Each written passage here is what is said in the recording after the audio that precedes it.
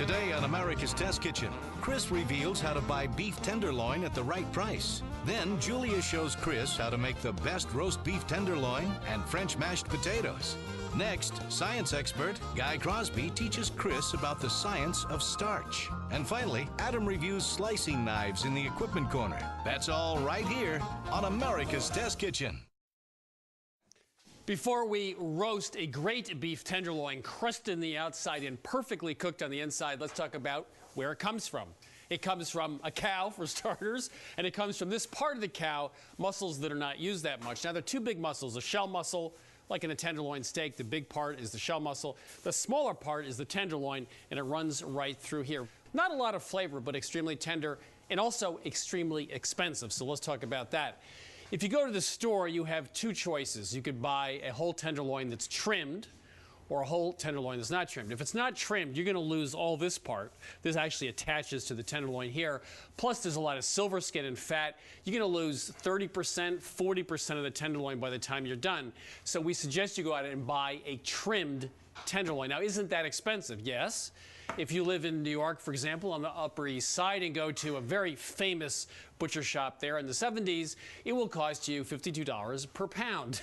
If you go to a national chain of high-end gourmet stores, it'll cost you $28 a pound. If you went to a slightly low-level supermarket, we just had all these prices checked recently, it would cost you about $18 a pound. But here's the good news.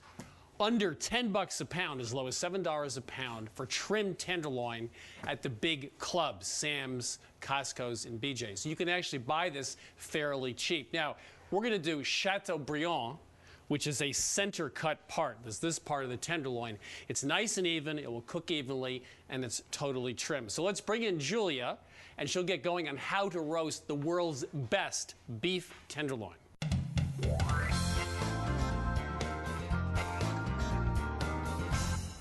Now, I want you to call me Viscount.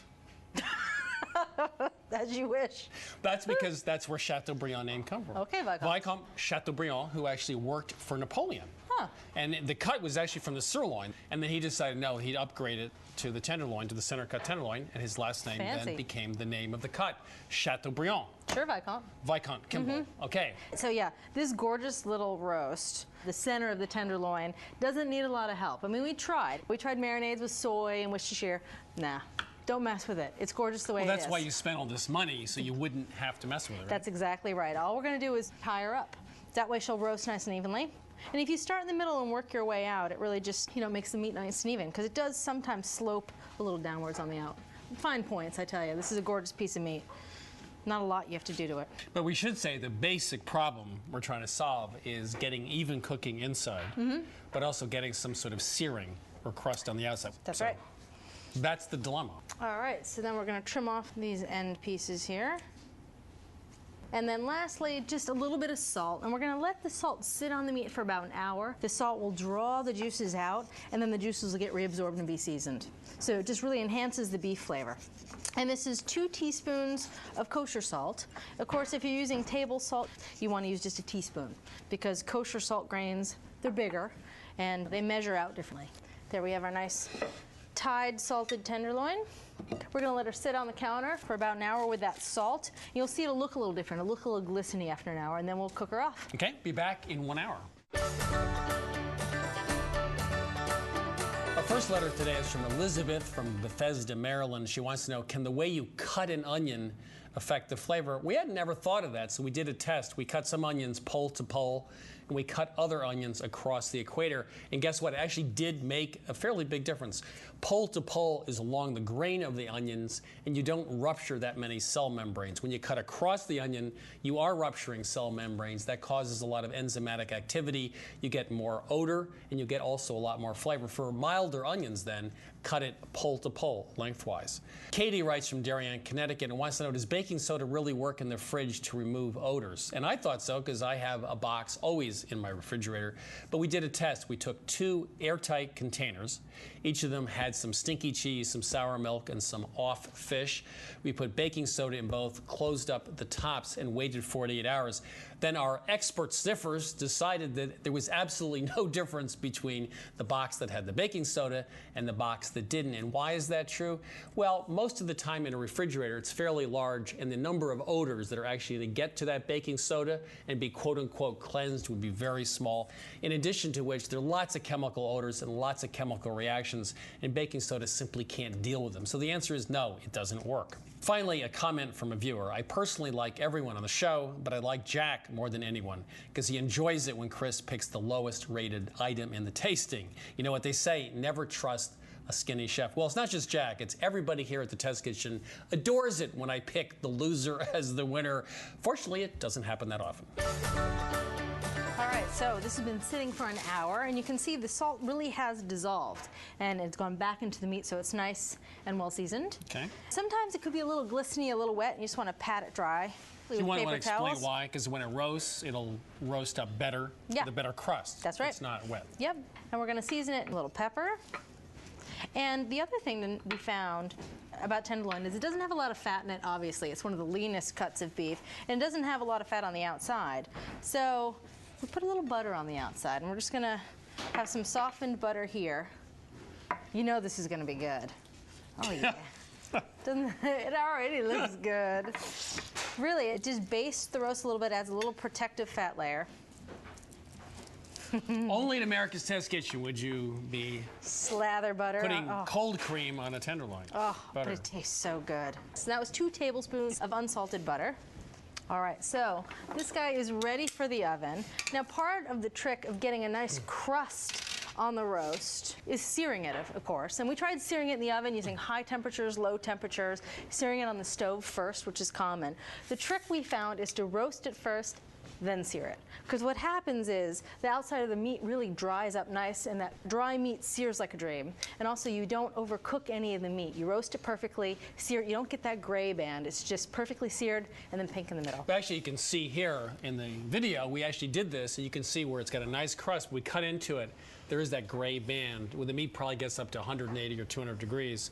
And the other thing we did was roast it with no searing. And it's very nice inside. It's nice and evenly pink, but the outside has no crust and it's sort of boring. So those are the 2 things we want to avoid. That's right. So we're going to roast it first in a 300-degree oven, and that means 45 to 50 minutes or so.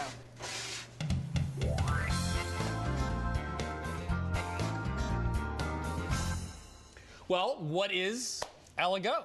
And this is the face right here of aligot. Yep. This is a woman making aligot, which is mashed potatoes with really stretchy cheese.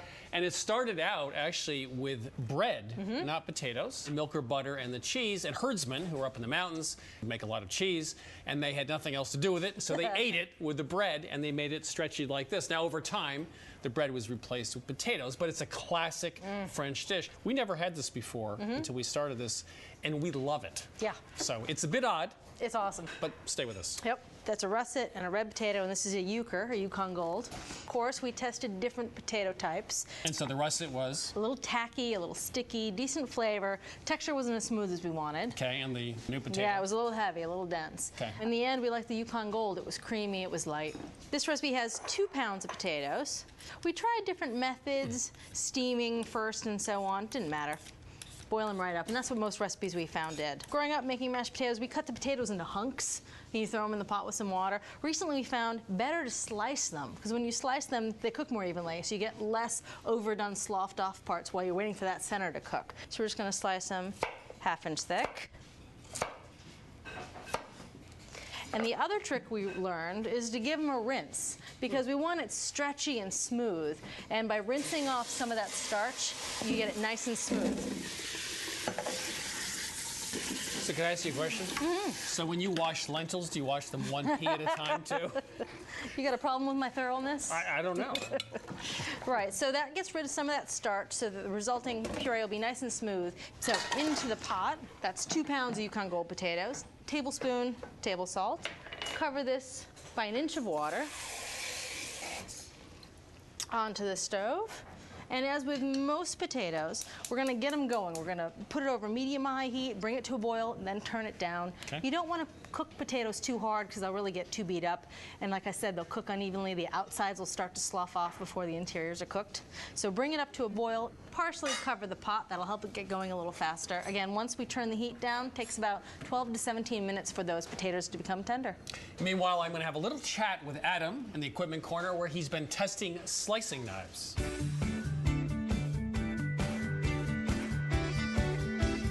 I'm absolutely sure you have one of these at home, which is an 8-inch chef's knife, and it does almost all the heavy-duty work in the kitchen. But when it comes to slicing, you may not have a slicing knife, and you need it when it comes to a big piece of ham or meat. You want a nice, thin, even slice. So I'm here in the equipment corner with Adam, who's tested slicing knives. Will tell us about how they work and hopefully which one to buy. And not an expensive one, please. I'll do my best, Chris. You know, before we talk about the lineup, let's have you try and cut a nice, thin, attractive slice from that piece of ham with that 8-inch chef's knife. Yeah, I mean... What do you think? Well, I get a slice, but it's about half. Exactly. It's not long enough, among other things. You know, if you're going to go to the trouble to make a big, beautiful roast beef or ham for a celebration or a holiday, you want nice, big, even slices, not a shaggy little thing like that. Why don't you give it a try with one of our nice, long slicing knives here? Okay. Well, it's certainly long enough. That's good.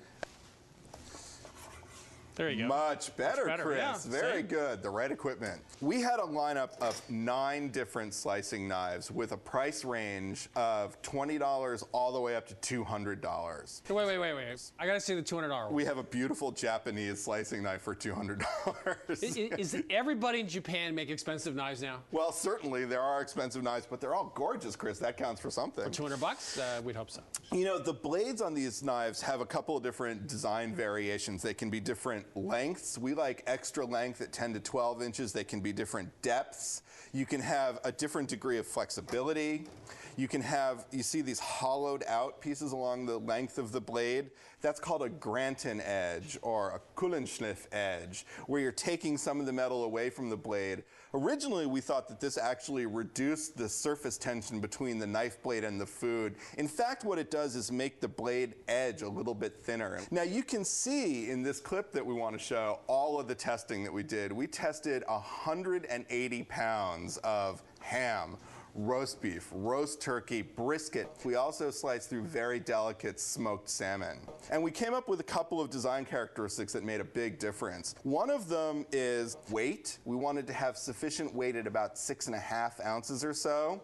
Another one was actually tapering, and the knife blades taper in 2 different ways. You can see that right here. It tapers from the spine of the blade, which is the top, to the cutting edge. For this, you want to have a thinner cutting edge for nice thin slices, and that's what you get with a nice thin taper down to the bottom. It also tapers from the heel of the blade along its length to the tip. And our favorite knives had a more dramatic taper, and that enhances the feeling of control. Okay. In the end, the knife that we liked best was this one. It's called the Forstner by Victorinox Fibrox 12-inch Granton Edge slicing knife, and it had all the features that we liked. It's got this grippy handle. It's got extra length at 12 inches. This was the knife that actually tapered 35% from the very heel of the blade to the very tip of the blade. The flexibility was good. It was just the right balance between flexible and rigid so that we got nice thin slices but felt power and control. It had sufficient weight. It was 6.5 ounces, which was about the perfect weight for our range of testers. And the price was right. It was only $44.95. So Forstner wins again. They actually won our 8-inch chef's knife contest here not too long ago at a $25 knife. And now their 12-inch slicer from Forstner, $45. Yep. Was a winner. So that tenderloin's been in the oven for about 50 minutes, and I've been temping it, so I know it's pretty much close to done. She's not a real looker now, obviously, but that's why we're going to brown it afterwards. Okay. But you can see the surface of the meat, pretty nice and dry. It's going to brown up like a dream. What we're looking for medium rare is a temperature of about 125. All right, so there we go. And now we're going to heat up a tablespoon of oil in this 12-inch skillet. So that's going to take a couple minutes to heat up till it just gets smoking. We tried lots of sauces on this. You know, Béarnaise is sort of a classic. What we liked was a simple compound butter made with, this is 4 tablespoons of unsalted butter, half a shallot nicely minced, 1 garlic clove, tablespoon of minced parsley, a little bit of salt and pepper, about a quarter teaspoon of each. Okay. And this butter's nice and softened, so you can just mash everything in. It's delicious. So butter when it's raw and butter when it's cooked. You got it. All right, I see a few wisps starting to appear, and we're ready to start searing. So it only takes a couple minutes on each side, about 8 minutes all total, to get that crisp crust on all sides. You can see, oh, it's gorgeous. It browns up like a dream. Is this what you're dreaming about when you go home at night? It is, actually. Food dreams. Tenderloin dreams? Oh, they're good ones. All right, we are good to go. You can see she is just a beauty now. We're gonna put a little bit of butter on it, just about 2 tablespoons of our butter mixture. The butter will melt right down over the meat. You know, I sort of feel like Dead Man Walking. It's like your last meal, you're about to get your last meal here, and this is what I would have. Yeah, definitely. So we're gonna let this rest with the butter on it for about 15 minutes, and then we can finish those potatoes and have a little tasting. The first problem you have is sometimes mashed potatoes really don't come out well, and we have a worst case scenario, and they're right here. These were done in a food processor because someone thought it was easy, and let's turn them over and see what happens. Like those? I've actually done that at home. So that little clip you just saw was from season 1, where I made it 10 years ago. Absolutely crystal clear. You should never, under any conditions whatsoever, put mashed potatoes in a food processor because they turn to glue.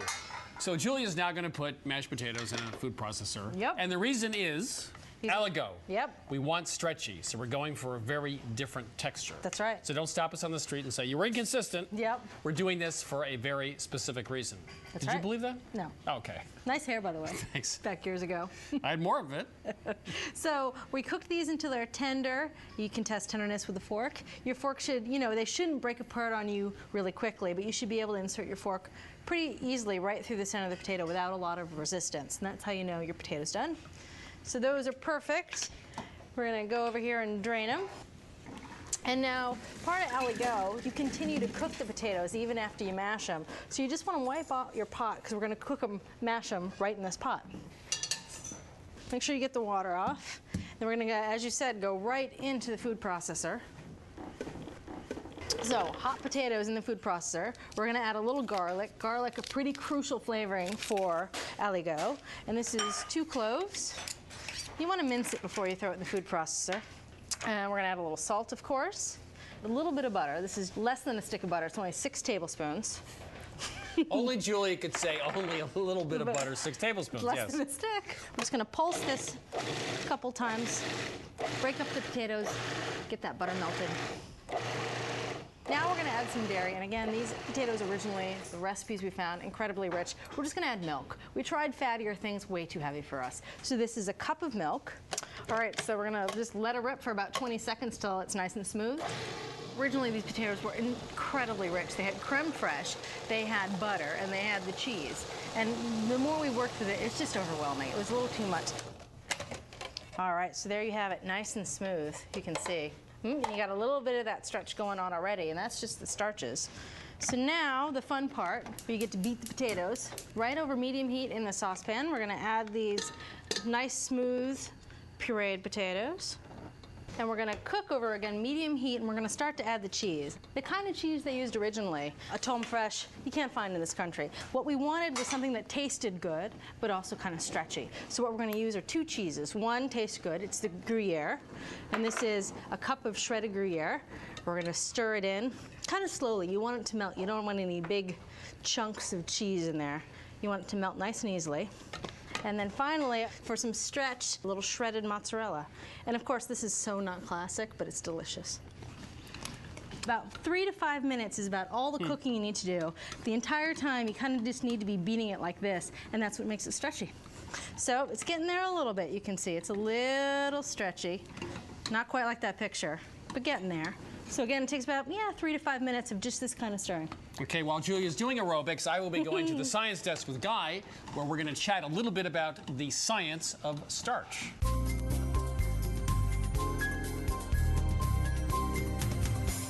Here in the test kitchen, we hate inconsistency. We create rules and then we want to live by them. Now, for mashed potatoes, for 30 years I've been saying, don't beat up on them because they'll turn gluey. But guess what? For French mashed potatoes, Aligo, we do exactly that. And the question is why? I'm here at the science desk with Guy Crosby, who's going to tell me why I should change that great rule, a gentle hand with mashed potatoes. Well, Chris, let's look first and see why when you mash up potatoes, they get really gooey and sticky. Potatoes are almost all starch. On a dry basis, about 75% starch. And the starch in potato occurs in very small microscopic granules. And these granules are filled with two different types of molecules, a small one called amylose and a big one called amylopectin. And when you mix up the potatoes too much, that breaks the granules, the amylose comes out, and that's what turns potatoes really gooey. In the case of Aligo, it's actually a real advantage because the amylose coming out by mixing up the potatoes with the cheese helps to glue the cheese proteins together and make them even more stretchy. So think about cheese protein. Normally it's all coiled up, but when we start to whip it up in the potato and cook the potato, it unravels and stretches. All right, so here I've got a little toy that represents the protein in cheese, and I can stretch it like a stretchy protein a certain distance. But think of if we took and hooked all these, many of them together with amylose acting as a glue. That is like this. So we've got a long toy with amylose black bands hooking the proteins together. Let's see how far we can stretch this one. Super stretchy. A lot further. So when we use the amylose that comes out of the granules that we've whipped up, it helps to stitch the proteins together and make it stretch a lot further. So when it comes to French mashed potatoes, forget everything I've told you for 30 years. Beat up on those potatoes, and that's how the cheese stretches and stretches and stretches. So these are done. I'm just going to turn the heat off, season them with a little bit of pepper, and they're good to go. And that tenderloin has been resting now for 15 minutes, and you can remove those strings and slice right into it. So just took a couple of the strings off, and we'll do half-inch slices. How does she look in the middle? I think perfect. Oh, yeah. Gorgeous. What plate? Oh, my also God. has a very nice crust. Oh, it is gorgeous looking. There we are. May I serve you some aligo? Mm-hmm. I'm going to dig right into the potatoes. It is so good. The garlic and the potatoes and the cheese, they're so good. See, I went for the expensive thing, and you went for the least expensive I know. thing. I always go for the potatoes. The tenderloin, of course, is very tender, but you can see this just perfectly cooked all the way to the edge. Yeah. Just a little tiny bit there, and that's because we have a perfect crust on this as well. This is amazing. And the butter. Oh, with the garlic and the shallot. Well, it's an easy sauce. It sure is. Oh, this is the best. So the secret to great roast beef tenderloin was cooking it in a fairly moderate oven till it was done inside 125, taking it out, letting it rest briefly, and then finishing it, searing it in a skillet, which only took a few minutes per side. Aligo was all about the food processor, beating up in a food processor, adding the cheese, putting it back on the stove on a saucepan and beating it to get some nice stretch, which is what you want for this recipe. So for America's Test Kitchen to your kitchen, a fabulous recipe, an easy one, for great roasted beef tenderloin and a fabulous French mashed potato recipe called Aligo.